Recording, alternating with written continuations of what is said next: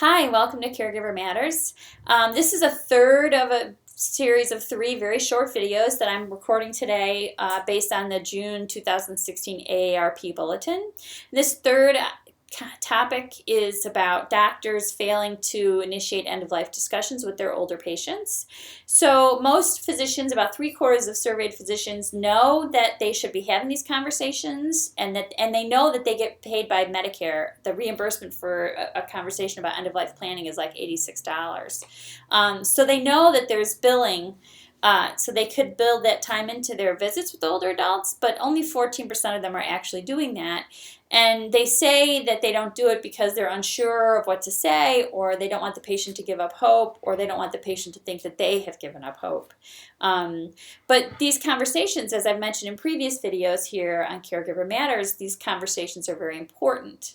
As the caregiver, how do we know what someone's wishes are if we don't have these conversations? So we really need to have them, but they're often difficult to start or fraught with emotion on both sides because we're talking to a parent about their death, and so it's emotionally difficult for both of us. So that objective third-party physician would be very helpful. So as a caregiver, you might need to remind them that they can get reimbursed for the conversation and that they have information and knowledge that you need in order to have that conversation. A lot of times physicians just aren't thinking outside of their own experience, so they don't realize what it's like for you to be in the situation that you're in and to have that kind of a difficult conversation with your loved one.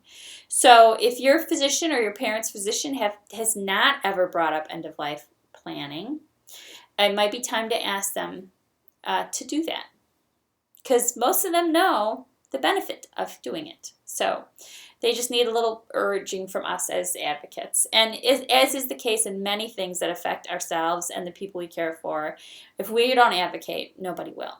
So even if it's hard to start the conversation with your loved one yourself, it might be easier for you to start the conversation with your doctor or your parent's doctor and have them start the conversation with your parent while you're in the room. So it's something to think about. So that's all I have for today. I would love to hear from you in terms of topics that you'd like to hear me discuss. And I'd really be excited if you subscribe to the page so you can be notified of future videos. And any feedback you have on end-of-life issues, you can post in the comments below the video. So I do hope to hear from you. And until we do speak again, please take care of yourself because you are the most important person in your life.